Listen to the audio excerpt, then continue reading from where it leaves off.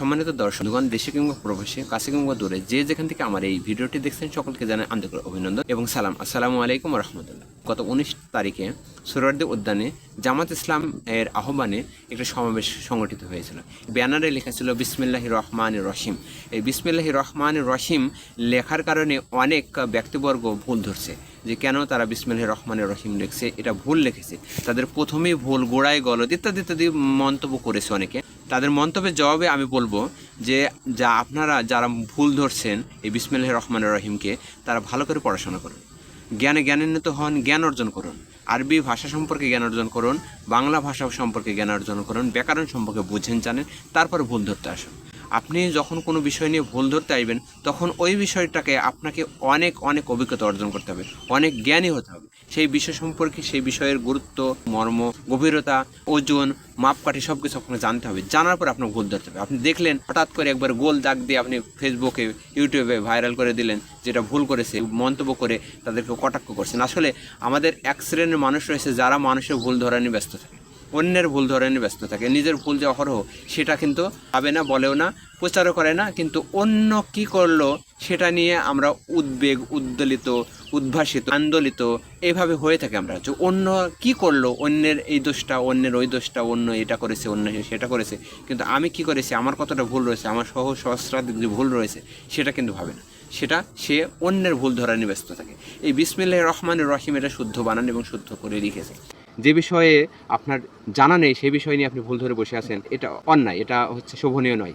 কারণ আপনি বিসমিল্লাহির রহমানির রহিম, র আরবি হরফের 29 হরফের মধ্যে একটি হরফ হচ্ছে র, আর এটি হচ্ছে র।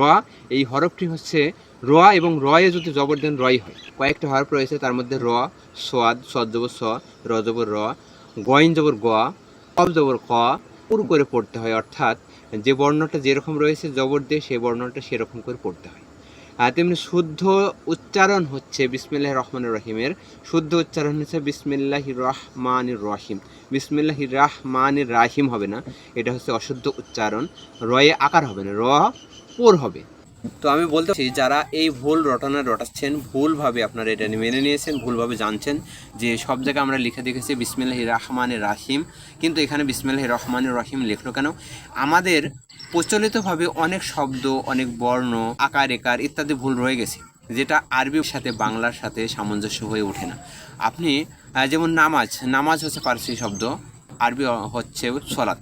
আমরা কিন্তু সলাত অনেকে বলি না, আমরা যার সাথে যেটা পরিচিত হয়ে থাকি সেটাই মনে করি সহজ। বাংলাদেশে একজন ব্যক্তি সৌদি আরবে গিয়েছে এবং তিনি বলতেছেন সৌদি আরবে সকল ভাষা আরবি, শুধু আল্লাহ আকবার ধ্বনি দিয়ে আজান দিছে, এটাই হচ্ছে বাংলা। তার মানে সে বাংলাদেশে আজান শুনে শুনে শুনে শুনে অভ্যস্ত, তাই তিনি সৌদি আরবে যেয়ে বলতেছেন যে বাংলাতে আজান দিচ্ছে। আজানটা কিন্তু বাংলা না, আরবিতে। তাই আপনার জ্ঞান অর্জন করুন, ব্যাকরণের মাধুর্য, ব্যাকরণের গভীরতা, ব্যাকরণের গুরুত্ব, গ্রামার, ব্যাকরণ ইত্যাদি সম্পর্কে আপনারা জানুন, নাহু সরফ জানুন। জানার পরে আপনারা কোথায় জবর হবে, কোথায় জের হবে, কোথায় পেশ হবে, কোথায় হবে না ইত্যাদি সম্পর্কে জানুন। জানার পরে বলতেন, আগে জানুন তারপরে বলতেন। আমি কোনো দলে চামচামি করছি না, আমি সঠিকটা বলার জন্য আপনাদের সামনে হাজির হয়েছি, সঠিকটা বলার জন্য চেষ্টা করছি। আপনি চোখে ধরা পড়লো, বুঝলেন যেটা ভুল হয়েছে, আপনি গোল দাগ দিয়ে ছেড়ে দিলেন, এটা হয়ে গেল? না, অন্যের ভুল ধরার চেষ্টা না করে নিজের ভুলগুলো দেখুন, নিজেকে সংশোধিত হন।